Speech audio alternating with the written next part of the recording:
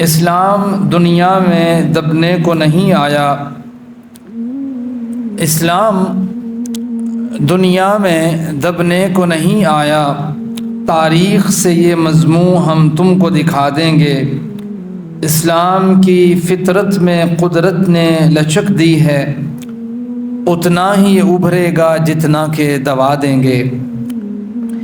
گزشتہ دنوں Sweden government کی اجازت کے ساتھ ایک شخص نے مسجد کے چوراہے میں کھڑے ہو کے، مسجد کے باہر کھڑے ہو کے مسلمانوں کے جمگھٹے کے اندر قرآن کریم کو جلانے کی کوشش کی۔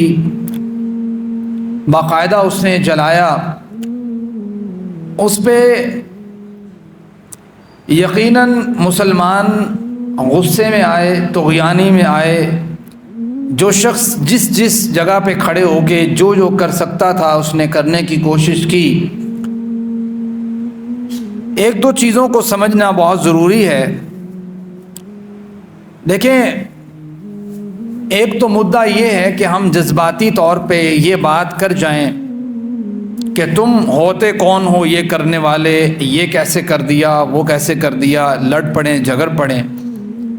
دوسرا یہ ہے کہ ہم کچھ چیزوں کو اصولی پیمانے کے اوپر پرکھیں اور اچھے لاجک کے ساتھ لوگوں کو بتائیں کہ بھائی یہ بات غلط ہوئی ہے۔ مسلمان ہے تو مسلمان کو تو یہ تعلیم نبی کریم صلی اللہ علیہ وسلم سے، قرآن کریم کی طرف سے دی گئی ہے کہ دیکھو جو جھوٹے خداؤں کو اپنائے ہوئے ہیں، اگرچہ آپ کو یہ بات معلوم ہے کہ ان کے خدا جھوٹے ہیں، آپ نے ان کو گالی گلوچ نہیں کرنی، برا بھلا نہیں کہنا، چونکہ اس کے رسپانس میں وہ آپ کے سچے خدا کو برا بھلا کہیں گے اور یہ اچھی بات نہیں ہے۔ یہ تو مسلمانوں کی تربیت ہے، الحمدللہ اسلام کی تربیت ہے۔ اسلام یہ کہتا ہے کہ دیکھیں، آج سے پہلے جتنے انبیاء اللہ تعالیٰ نے بھیجے، ان کے ساتھ جو کتابیں اللہ تعالیٰ نے بھیجی، جو صحیفے بھیجے، ایک مومن شخص، ایمان والا شخص ان تمام کا احترام کرتا ہے۔ اور بلکہ قرآن کریم میں تو ایک مقام پہ یہاں تک بات کر دی، لا نفرق بین احد منہم، بحیثیت کلاس آف پروفٹ، یعنی کہ جو اللہ تعالیٰ نے ایک حیثیت رکھی ہے نبی ہونے کی حیثیت سے، نبی کی کلاس کی حیثیت سے، اس میں ہم کسی میں کوئی فرق نہیں کرتے۔ یہ تربیت ہے مسلمانوں کی۔ اور دوسری جانب نام نہاد دعویٰ اس بات کا کرنے والے کہ ہمیں پوری کی پوری مخلوق کا، انسانیت کا، دین تو انسانیت کا ہونا چاہیے، انسانیت کی بات ہونی چاہیے، جو نام نہاد اور جس پہ مسلمانوں کو بڑا ہو رہا ہے، یہ ان کی کیا بات ہے، ان کی کیا بات ہے۔ یعنی دنیاوی لیول کے اعتبار سے، ترقی کے اعتبار سے، قانون سازی کے اعتبار سے، ان کی کچھ چیزوں کو دیکھ کے جو کہ ادھوری ہیں بہت سے اعتبارات سے، تو وہ چکا چوند جو ہے وہ ہمارے مائنڈ میں بیٹھی ہوتی ہے، دماغ میں بیٹھی ہوتی ہے، اس کو درست کرنا بھی بہت ضروری ہے۔ اس بات کو ذہن میں رکھیں کہ یورپ کے قوانین ہیں سویڈن سمیت، یا دوسری طرف امریکہ کے قوانین ہیں، ساؤتھ ہے یا نارتھ ہے، ان کے قوانین میں دو کیٹیگری کی باتیں ہیں جس کو سمجھنا بہت ضروری ہے۔ نمبر 1 یہ ہے کہ ایک ہے آزادی رائے، دوسرے نمبر پہ اس کو کہتے ہیں ہیٹ سپیچ کرنا۔ ان دونوں کیٹیگری کو ان کا قانون، اگر آپ اصول کی بات کریں، قانون کی بات کریں، ٹھیک ہے آپ نہ مانیں بھائی، ہمیں نہ مانیں، کم از کم اپنے اصول کے اوپر آئیں کہ آپ اپنے اصول کے مطابق یہ بات کہتے ہیں کہ آزادی رائے ہونی چاہیے، ہر شخص اپنی رائے کو اچھے طریقے سے رکھ سکتا ہے، اس میں کسی کو کوئی معاملہ نہیں ہے، حرج نہیں ہے۔ دوسرے نمبر پہ ایک الگ کیٹیگری ہے جس کو کہا جاتا ہے ہیٹ سپیچ، نفرت آمیز گفتگو کرنا، نفرت آمیز کام کرنا۔ اس کو تو آپ کا قانون الگ کیٹیگری میں رکھتا ہے. مثال کے طور پہ ایک شخص اٹھتا ہے اور آپ کے ملک کی بنائی ہوئی کرنسی اس کو چوراہے میں کھڑے ہو کے آگ لگا دے تو آپ اسے آزادی رائے نہیں کہیں گے. آپ اسے جس کیٹیگری میں رکھیں گے وہ کیٹیگری ہے ہیٹ سپیچ کی کیٹیگری. یعنی یہ شخص اپنے دل و دماغ کے اندر نفرت پالے ہوئے ہے جس کی وجہ سے یہ ایکشن کر رہے. وہاں پہ دماغ بہت کام کرتا ہے. ایک شخص اٹھتا ہے اور آپ کے ملک کے فلیگ کو پکڑ کے چوراہے کے اندر آگ لگا دیتا ہے, نظر آتش کرتا ہے, تو اس موقع پہ آپ کا قانون آزادی رائے والا ایکٹیو نہیں ہوتا. آپ کہتے ہیں that is a hate speech. یہ تو ایسی بات ہے جس کو ہم ہیٹ کی, نفرت کی کیٹیگری میں رکھتے ہیں, یہ اس کی ہم بالکل اجازت نہیں دیں گے.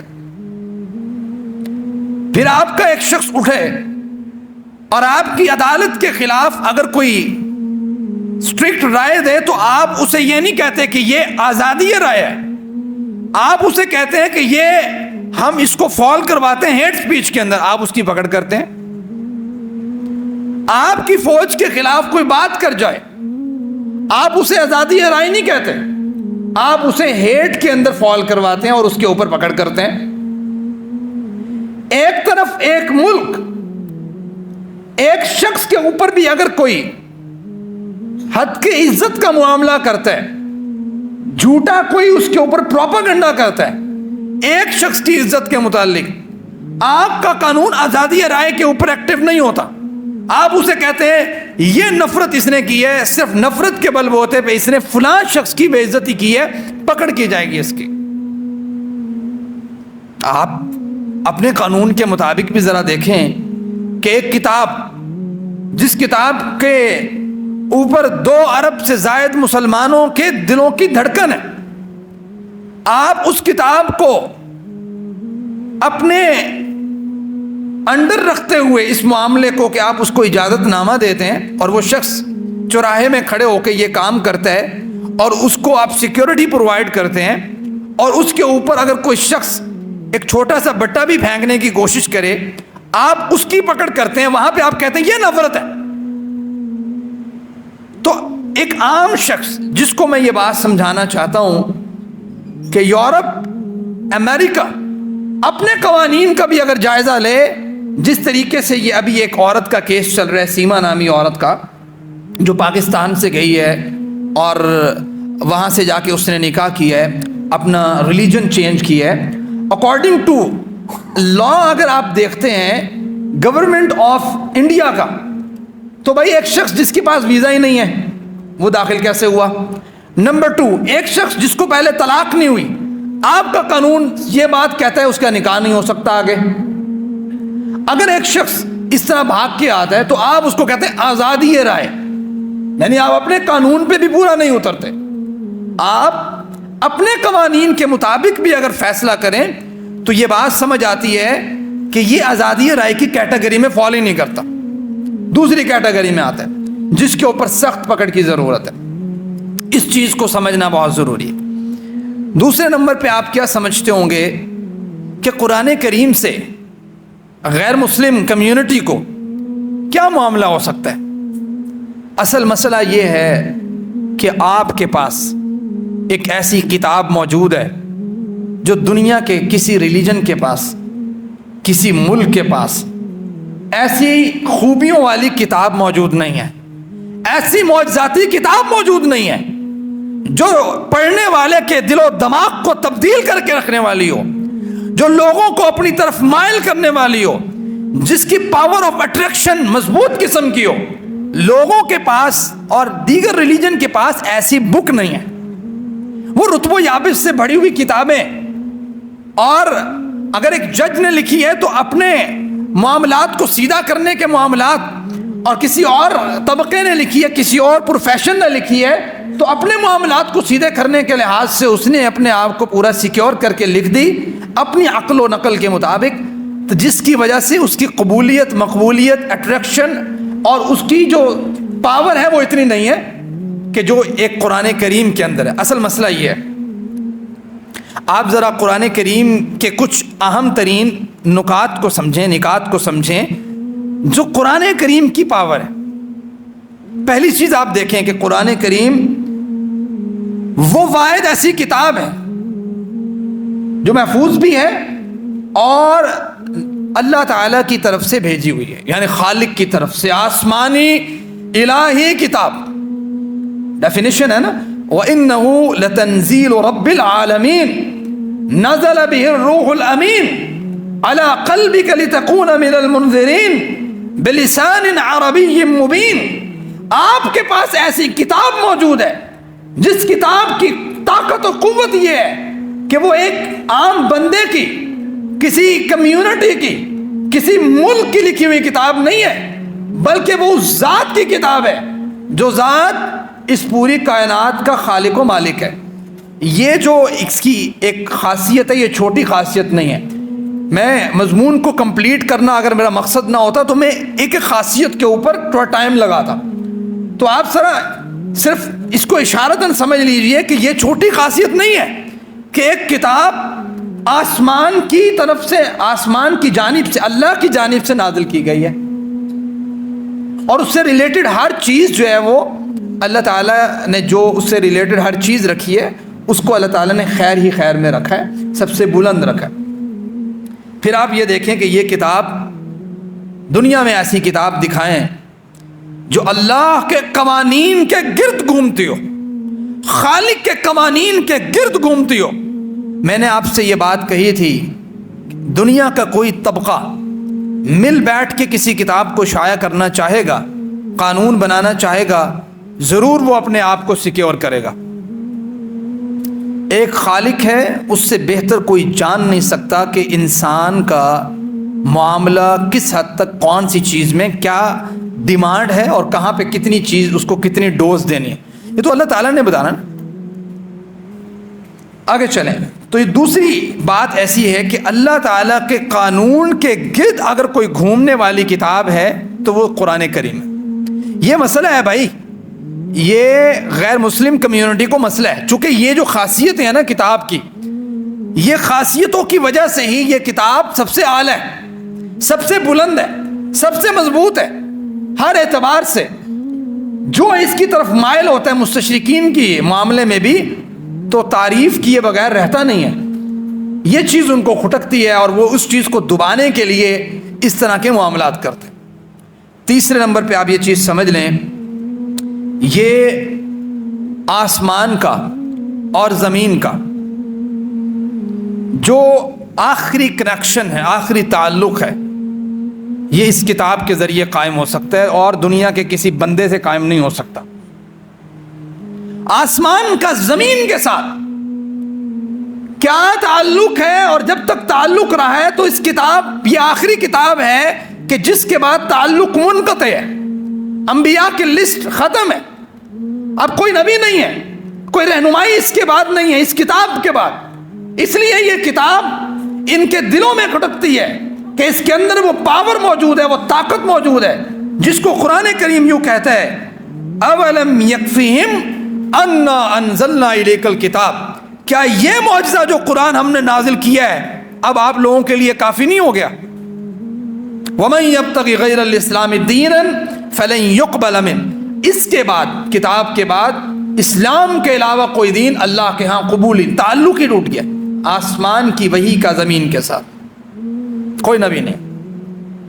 یہ جو بات، یہ پوائنٹ ہے، یہ چھوٹا نہ سمجھیں، اس کی ریزن یہ ہے، وجہ یہ ہے کہ یہ بڑا اہم پوائنٹ ہے۔ اس کے اگر آپ نتائج دیکھیں گے نا، اس کو جو بندہ سمجھ جاتا ہے اور اس کے بعد جو اس کی زندگی پہ نتیجہ اثر کرتا ہے، اس نتیجے کو جو شخص بھانپ لیتا ہے نا، وہ اس کتاب کے خلاف کھڑا ہو جاتا ہے، وہ کہتا نہیں بھائی اس کو ذرا کوئی اس کا جو ہے نا معاملہ، اس کو ڈائلیوٹ کیا جائے۔ یہ آسمانی کتاب اس حوالے سے اس کو سمجھ لینا چاہیے کہ اللہ کا آخری پیغام ہے، اور پھر یہ کتاب کی ایبلٹی یہ ہے، چوتھے نمبر پہ جو میں بتانا چاہتا ہوں، یہ جذبات پر مبنی فیصلے نہیں کرتے، یہ عقل، دانائی اور حقیقت پر مبنی فیصلے کرتے، یعنی اللہ سے زیادہ ایک چیز کی حقیقت کو کون جانتا ہے؟ جذبات سے کوئی فیصلہ نہیں. انسان ہے، جج ہے، منصف ہے، قاضی ہے، جسٹس ہے. ممکنات ہیں کہ وہ جب دو کیس بندوں کے سنیں تو وہ جذبات سے فیصلہ کر جائے، کوئی ایک کیٹیگری میں جان بوجھ کے فال کر جائے پیسوں کے معاملے میں، بڑے مسئلے مسائل عدالتیں تبدیل کرتے کرتے سپریم کورٹ تک پہنچ جائے، معاملہ پھر بھی گڑبڑ کا گڑبڑ رہے، مال والا نکل جائے آگے. بہت سے معاملات ہیں. کتاب ایسی کتاب ہے جہاں نافذ ہے، جو مانتا ہے اسے، جس کو پتہ ہے اس کا، وہ یہ سمجھتا ہے کہ اس کے فیصلے جذبات پر مبنی نہیں ہیں بلکہ پوری عقل، دانائی اور حقیقت پر مبنی فیصلے ہیں. اس لیے قرآن کی آیات بار بار جب کہتے ہیں نا افلا یتدبرون القرآن ام علی قلوب اقفالها، اور قرآن یہ کہتا ہے بار بار نفصل الآیات، دیکھو ہم یہ آیات تمہارے سامنے ایکسپلین کر رہے ہیں، انٹرپریٹ کر رہے ہیں، آپ کو اس کی وضاحت اور توضیح کر رہے ہیں، تبیین کر رہے ہیں، بیان کر رہے ہیں. اس کا مقصد کیا ہے؟ اس سے حاصل کیا ہوگا کہ وہ قوم جو عقل والی ہے اس کو سمجھ آ جائے کہ بھائی یہ اصل میں حقیقت پر مبنی فیصلے ہیں. جب تک اس کو نافذ نہ کیا جائے، عملی جامہ نہ پہنایا جائے، زندگیوں کو استوار نہ کیا جائے، تو جس کسی نے اس کو کر لیا تو پھر دوسروں کی شامت ہے. یہ خوف ہے غیر مسلم کو. آگے چلیں. یہ قرآن کریم کا انہی کے اوپر بہت سی آیات ہیں، ایک ایک ٹاپک کے اوپر. بہرحال یہ الگ الگ مضامین ہیں تو میں اس کو شارٹ فارم میں آپ کے سامنے رکھنے کی کوشش کر رہا ہوں. پانچویں بات اس قرآن کی جو خاصیت ہے، جو دنیا کی کتابوں میں آپ کو نہیں ملے گی. دنیا کی کتابیں خاص کمیونٹی سے ریلیٹڈ ہو سکتی ہیں، دنیا کی کتابیں خاص مذہب سے ریلیٹڈ ہو سکتی ہیں، دنیا کی کتابیں آپ کسی ملک سے متعلق کر سکتے ہیں، اس کے معاملات کو دیکھ کے آپ اس کے مطابق فیصلے کر سکتے ہیں. اللہ کی یہ جو کتاب ہے یہ عالمگیر حیثیت رکھتی ہے. یہ اس کے قوانین لا مبدل لکلماتی ہیں. اس کے قوانین قومیت کے اوپر نہیں ہیں، اس کے قوانین جینڈر کے اوپر نہیں ہیں کہ آپ مرد ہیں تو آپ کو یہ ہونا چاہیے، آپ عورت ہیں تو آپ کو. اس کے قوانین عالمگیر حیثیت رکھتے ہیں اور حقیقت پر مبنی معاملات ہیں. اس میں یہ نہیں ہے کہ کون کس قوم کے ساتھ تعلق رکھتا ہے. اللہ کے رسول کا آخری خطبہ اس معاملے کے اوپر میرے خیال سے باندھ دیتا ہے، جس میں نبی کریم صلی اللہ علیہ وسلم نے کہا لوگو الا خبردار ہو جاؤ اس بات سے، لا فضل لعربی علی عجمی ولا لعجمی علی عربی ولا لاحمر علی اسود ولا اسود علی احمر الا بالتقوی. لوگوں کے ہاں فضیلت و مراتب قومیت کے اوپر تھے. لوگوں کے ہاں اس وقت بھی فضیلت و مراتب قومیت کے اوپر ہیں. لوگوں نے اپنی قوموں کو تبدیل اس لیے کیا، فلاں قوم کا بڑا راج ہے، فلاں اس طریقے سے ہے. لوگوں کے مراتب لوگوں کے ذہن میں، امریکہ میں آپ پچھلے دنوں تک دیکھ لیں، قوانین اٹھا کے دیکھ لیں، بیک ان کی ماضی آپ ان کی ہسٹری اٹھا کے دیکھ لیں، یورپ کی آپ ہسٹری اٹھا کے دیکھ لیں، آپ حیران اور شجدر رہ جائیں گے. گورے اور کالے کی ان کی لڑائیوں کی دیکھ لیں. اور اللہ کے رسول وسلم کی یہ بات اس کے اوپر باندھتی ہے کہ قرآن ایسی کتاب ہے جو عالمگیر حیثیت رکھتی ہے. اس کے معاملات آپ کے جینڈر، آپ کی سوشیولوجی کی بیس کے اوپر نہیں ہے کہ آپ کون سے سوشل سسٹم سے تعلق رکھتے ہیں، آپ کون سے ایرا سے تعلق رکھتے ہیں، کون سے ملک سے تعلق رکھتے ہیں، عرب سے ہیں یا عجم سے ہیں، گورے ہیں یا کالے ہیں. اسلام کو اس سے کچھ بھی لینا دینا نہیں ہے. اصل کتاب کی جو ایبلٹی ہے یہ بہت بڑی ہے کہ قرآن یہ کہتا ہے یا ایھا الناس، مخاطب کر رہے ہیں، اور اس میں یہ نہیں کہہ رہا یا ایھا الذین آمنوا، اے ایمان لے کے. مخاطب سب انسانیت کو، کیونکہ موضوع کیا ہے؟ انسان. اللہ سے زیادہ بہتر انسان کے معاملات کو کون جانتا ہے؟ یا ایھا الناس، اے لوگو، انا خلقناکم من ذکر و انثی. دیکھو ہم نے تمہیں جو جینڈر بیس آپ کو نظر آتا ہے کہ یہ مرد ہے یا عورت، جو پیدا کی ہے. وجعلناکم شعوبا وقبائل، آپ کے جو قبیلے، آپ کے جو رہن سہن، آپ کے جو ملک، آپ کی جس کمیونٹی سے تعلق، اسلام کو کوئی لینا دینا نہیں ہے اس سے. یہ تو ایک تعارفی بات ہے، جیسے آپ کو کوئی نام سے پکار دیتا ہے اور آپ کو کہتا ہے مسٹر فلاں، تو یہ اس کا تعارف ہے. اسلام اس کے بیس کے اوپر کوئی کیٹیگری ڈیزائن نہیں کرتا، جس طریقے سے قومیت کی بیس کے اوپر ہندوستان میں اور کلر کی بیس کے اوپر یورپ اور امریکہ، ساؤتھ اور نارتھ دونوں میں اسلام نے کوئی کیٹیگری. یہی تو دکھ ہے کہ بھائی یہ کون سی کتاب ہے اور اس کے بارے میں پروپیگنڈا پورا کیا جاتا ہے. آپ یہ دیکھیں میڈیا کے ذریعے ہماری اسپیشلی یوتھ کو ایک خاص کیٹیگری میں، یعنی آپشن دے دیا جاتا ہے نا کہ بھائی آپ کے پاس یہ 1 2 3 5 6 7 8 یہ آپشن ہے آپ کے پاس، ٹھیک ہے، اب اسی آپشن میں سے آپ نے چوز کرنا ہے. یہی نالج ہم آپ کو پرووائڈ کر رہے ہیں، دنیا میں یہی کچھ ہے. یہ میڈیا یہ کام کرتا ہے نا تو وہ کیا کنزرویٹو کر دیتا ہے نا انسان کا مائنڈ، اس کو کہتا ہے بھائی یہ آپ کو جو نظر آ رہی ہے پکچر، یہی پکچر ہے، اسی کے اندر رہ کے آپ نے چوز کرنا ہے کہ آپ نے کون سی کیٹیگری میں جانا ہے. اس میں سے جو بیٹر ہوتی ہے انسان وہاں نکل جاتا ہے. یعنی وہ پوری کوشش کرتا ہے میڈیا کے ذریعے کہ آپ کو محدود کرے، آپ کو پتہ ہی نہ لگے کہ آپ کے پاس کیا چیز موجود ہے. وہ محدود کرتا ہے. اور میں اپنے اسٹوڈنٹس کو یہ بات کہتا ہوں کہ جس شخص نے قرآن کریم پڑھا ہے نا، چونکہ اس کا موضوع کیا ہے؟ انسان، ہدی للناس، لوگوں کی ہدایت کے لیے نازل کیا ہے. جس کسی نے قرآن پڑھا ہے نا، وہ یہ میڈیا کے جتنے وار ہے نا، وہ شخص اس کے خلاف اکیلا تنتنا کھڑا ہوتا ہے. وہ ساری کی ساری اس کی جو ریسٹرکشنز ہوتی ہیں نا، انسان کا دماغ اور کھل جاتا ہے قرآن کی وجہ سے. یعنی قرآن کریم تو انسان کے انٹرنلی ایکسٹرنلی جو وہ سوچتا ہے، جو وہ کرتا ہے، جو وہ کرنا چاہتا ہے، جو اس کے دماغ میں پیدا ہوتا ہے، ہر ایک چیز کو ڈیفائن بھی کرتا ہے، سولوشن بھی بتاتا ہے. آپ دیکھیں قرآن کریم کو اوپن کر کے جب آپ پڑھتے ہیں تو پھر وہ جو سارے کا سارا میڈیا وار ہے وہ کیا ہو جاتا ہے؟ نیل ہو جاتا ہے نا پکڑ کے.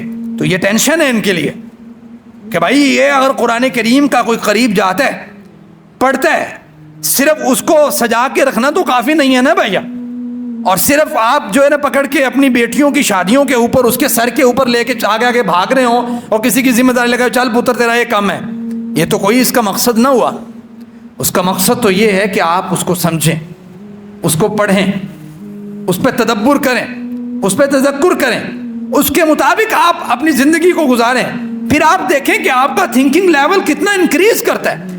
جب لوگوں کو جب پتہ یہ لگ گیا، جب گورا آیا نا یہاں پہ، اور یہ آپ کو پتہ ہے اس معاملے کا کہ انہوں نے دیکھا کہ یہاں پہ تو بڑا جو ہے نا وہ مدارس کے اعتبار سے بڑا ریسٹرکٹ سا ایک ماحول ہے، انوائرمنٹ ہے کہ لوگ بچے آ رہے ہیں جو ہے نا مدارس میں اور پڑھ رہے ہیں، قرآن کے ساتھ ایک لگاؤ ہے، گھروں میں صبح صبح آوازیں آ رہی ہیں، قرآن کریم کی تلاوت چل رہی ہے، انٹرپریٹیشن پہ بہت زور ہے، ترجمہ کلاسز اور یہ ساری چیز.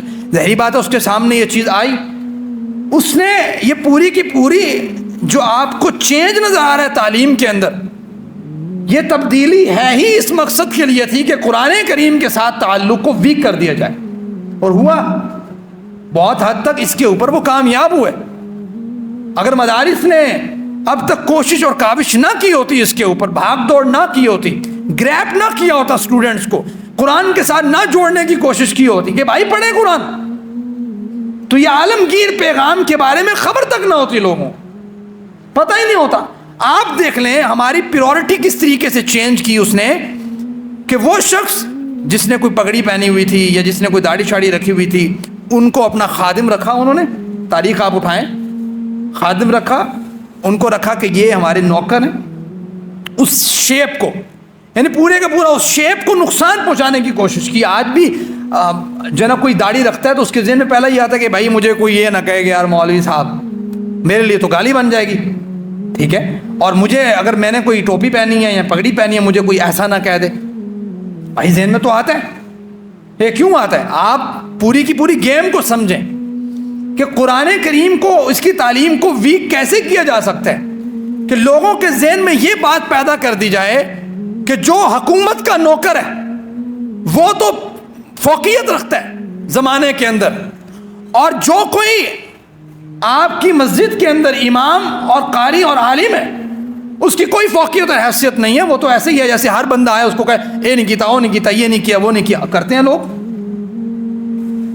یعنی یہ جو ہم کام سر انجام دیتے ہیں اپنے زبان کے ساتھ اور اپنے عمل کے ساتھ، یہ ہمیں نظر نہیں آ رہا. اس کی ریزن یہ ہے کہ اس کے اوپر پورا ریسرچ ورک ہوا ہے نا، کام کیا ہے اس نے، اور اس نے پورا سسٹم ایسا کریٹ کیا کہ آپ یہ بات سوچنے پہ مجبور ہو جائیں کہ واقعی یار یہ جو ہے نا، یہ تو پتہ نہیں 8 10 سال 16 سال 16 ایجوکیشن کے بعد بہت اعلیٰ تعلیم یافتہ بندہ بن گیا، اور اس سے بات کرنا تو کیا بات ہے. اور اس کے مد مقابل ایک ایسا قاری، ایک ایسا عالم جس نے قرآن کریم کو ذان میں تلمذ اختیار کرتے ہوئے اپنے اکانومیکل جو بیک گراؤنڈ ہے اس کو ویک کر دیا پورے کا پورا، اور اس نے آپ کے لیے تغدو کی کہ امت کو نقصان نہ پہنچے، اس کو ہم نے پکڑ کے کمتر کر دیا۔ اس کی ریزن یہ تھی کہ ہمیں پتہ ہی نہیں لگا کہ ہمارے ساتھ کیا سازش ہوئی ہے۔ یہ اس طرح تعلیمی سسٹم کا رجحان کا تبدیل کرنا، ہمیں اس سے اختلاف نہیں ہے۔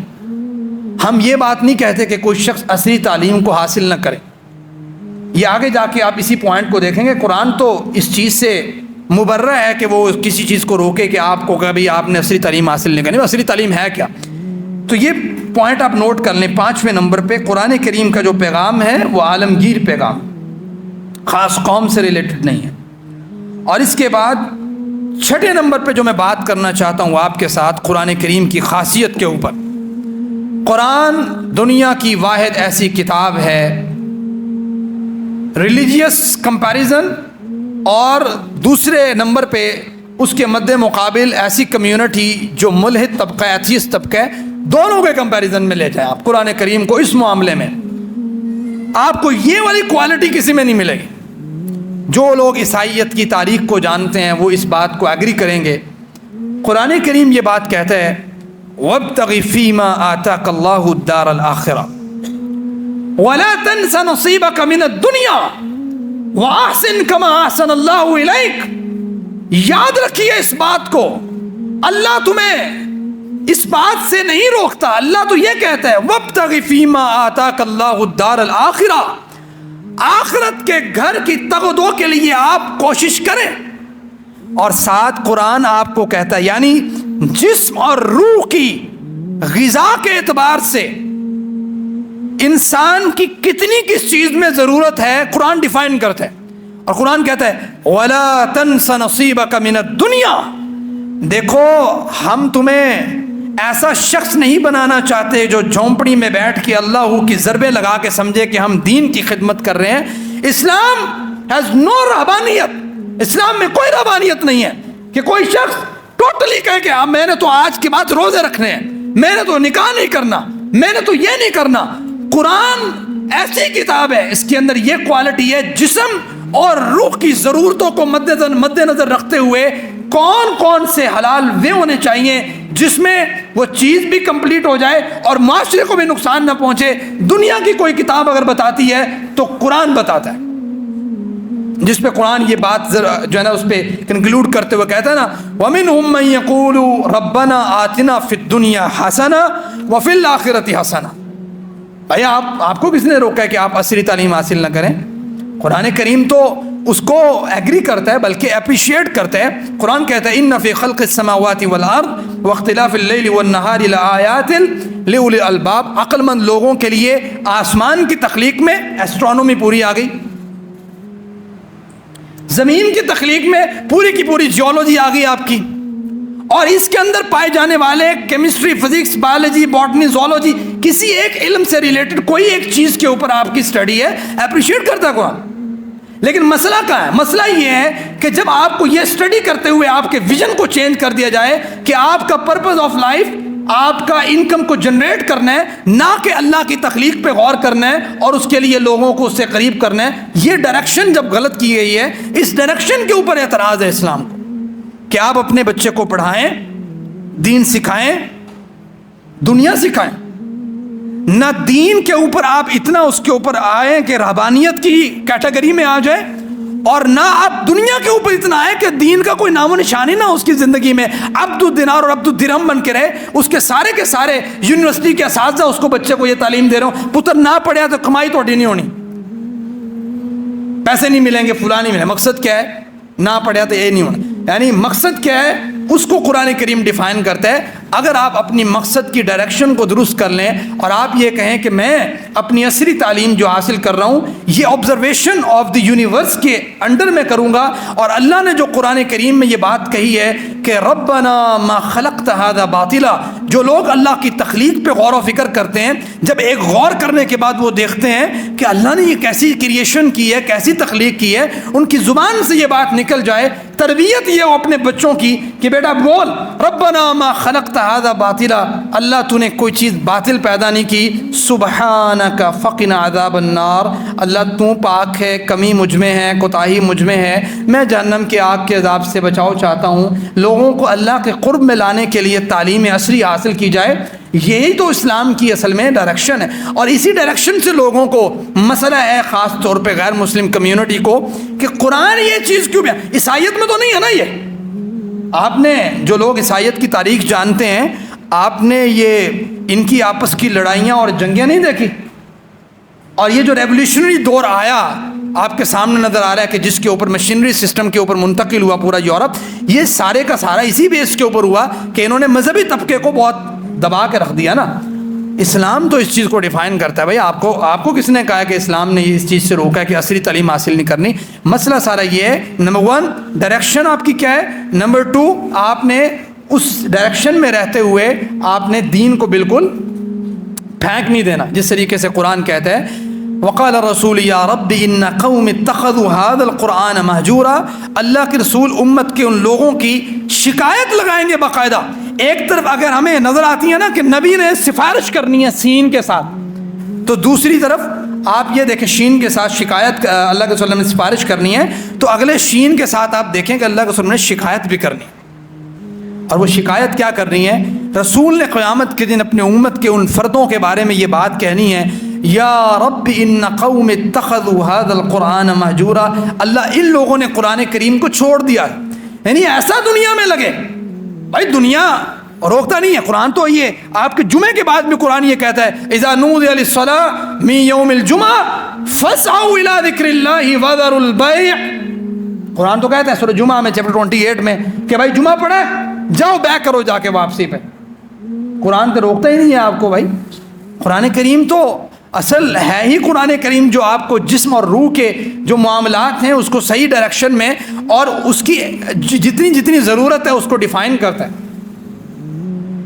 اصل خرابی پیدا ہوتی ہے کہ کوئی شخص جسم کی طرف زیادہ نکلے، اس کی ضرورت کی طرف جو اس کا کھانا پینا اور پہننا اور اوڑھنا ہے، تو وہ شخص بھی ناکام لوٹتا ہے، اور اگر کوئی شخص ربانیت کی طرف لوٹے تو اسلام کو یہ ڈیمانڈ نہیں ہے۔ آگے چلیں، 7ویں نمبر پہ آپ یہ دیکھ لیں،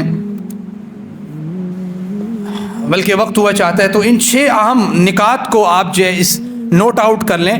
چلیں ایک اہم بات جو ہے میری جو اسکپ ہو رہی ہے، میں چاہتا ہوں کہ اس کو آپ ذہن میں رکھیں کہ قرآن کریم کی ایک اور ایبلٹی ایسی ہے جو دنیا کی کسی کتاب کے اندر موجود نہیں ہے، کسی کتاب کے پاس نہیں ہے۔ قرآن کریم کی یہ خاصیت ہی تو ہمیں قرآن کریم سے پیار پیدا کرتی ہے کہ بھائی ایسی کتاب کہ جس سے ایک دفعہ ان کے اندر ایک زلزلہ سا برپا ہے کہ بھائی اس سے بھگاؤ لوگوں کو، اس سے دور کرو، پوری کی پوری آپ اپنا جو ہے نا اپنا فنڈ بھیجو، فلاں اسکول کو فنڈ جا رہا ہے جی، کس نے بھیجا ہے؟ امریکہ نے۔ فلاں اسکول کو جا رہا ہے، کس نے بھیجا؟ یورپ کے فلاں کنٹری نے بھیجا۔ کیا کرنا جی؟ یہ نصاب پڑھانا ہے ہماری مرضی کا۔ آپ کو تو بڑا مزہ آتا ہے بیکن ہاؤس میں داخل کروانے سے بچہ، بہت مزہ آتا ہے، اور پھر اس کے پیرلل میں کبھی جب آپ بیکن میں داخل کرواتے ہیں، ٹھیک ہے دنیاوی اعتبار سے کچھ زیادہ انگلش کے ورڈ سیکھ جائے گا، آپ کی زیادہ اسپوکن انگلش انکریز کر جائے گی، سیکنڈ لینگویج لرننگ زیادہ ہو جائے گی، ٹولز آف جو ہے نا وہ سیکنڈ لینگویج لرننگ زیادہ سیکھ جائے گا، وہ کہ جو دوسری لینگویج کو سیکھنے کے جو ٹولز ہیں جدید، ٹھیک ہے، لیکن آپ پیرلل میں کبھی محنت کرتے ہیں بچے کے اوپر کہ بھائی اس کو ہم نے ذرا قرآن کریم کی کتنی کو تعلیم دی ہے؟ صبح ترجمے کی کلاس میں نے سٹارٹ کی تھی، 7 8 15 لوگوں سے زیادہ لوگ نہیں ہوتے، ابھی کتنے لوگ ہیں دیکھ لیں آپ، یعنی پریورٹی کیا ہے؟ دکھ اس بات کا ہے کہ فلاں نے قرآن کریم کے ساتھ یہ اشر کیا ہے، اس بات کا کوئی دکھ نہیں ہے کہ میں نے قرآن کریم کے ساتھ کیا اشر کیا ہے، میری زندگی میں ہے ہی نہیں قرآن نام کی چیز کہ بھی قرآن کو پڑھنا بھی ہے، نہیں دیکھنا اللہ نے میرے بارے میں کیا بات کی ہے۔ اس چیز کو سمجھ لیں کہ یہ دنیا کی واحد ایسی کتاب ہے جس کا ذمہ اللہ تعالیٰ نے لیا ہے، اِنَّا نَحْنُ نَزَّلْنَا الذِّكْرَ وَإِنَّا لَهُ لَحَافِظُونَ، اس کی زبر زیر پیش لفظ تشریح توضیح اس کی کوئی تبدیل نہیں کر سکتا، اللہ تعالیٰ کی توفیق سے اللہ تعالیٰ نے اس کے الفاظ کا ذمہ لیا ہے، اور یہ ایسی ایبلٹی ہے دنیا کی کسی ایک کتاب کے اندر موجود نہیں ہے، کھٹکتی ہے جیسے کھٹکتی ہے ان لوگوں کو جو غیر مسلم کمیونٹی ہے، ظاہری بات ہے کھٹکے گی بھائی، ان کے پاس چونکہ یہ ہے نہیں نا، اور مسلمانوں کے پاس ہے اور وہ اس کو یوٹیلائز نہیں کر رہے صحیح طریقے سے، اس کی ایفیشنسی کو سمجھ نہیں رہے، اس کی پروڈکٹیوٹی کو سمجھ نہیں رہے، اس کی آؤٹ پٹ کو نہیں سمجھ رہے کہ بھائی یہ کرے گی کیا ہمارے ساتھ۔ تو اللہ تعالیٰ سے دعا یہ ہے، اللہ تعالیٰ جس حد تک اللہ تعالی ہمیں توفیق دے کہ ہم اپنے وقت کو، اپنے مال کو، اپنی صلاحیت کو قرآن کریم کے لیے صرف کرنے کی کوشش کریں، تو انشاءاللہ معاشرہ تبدیلی کی طرف گامزن ہوگا۔ ان تمام چیزوں کو سمجھیں کہ جو لوگوں کی طرف سے، ایسی کمیونٹیز کی طرف سے، ایسی آرگنائزیشن کی طرف سے بطور سازش ہمارے نصاب کو، ہماری پریورٹیز کو تبدیل کرنے کی کوشش کی جاتی ہے، ان کے اوپر بھی ذرا فوکس کیا کریں، غور و فکر کیا کریں۔ غور و فکر کرنے سے ہی باتوں کو سمجھنا آسان ہوتا ہے۔ اللہ تعالیٰ سے دعا، اللہ تعالیٰ ہمیں قرآن مجید کی سمجھ، اس کے مطابق عمل کی توفیق دے۔ وما علینا الا البلاغ۔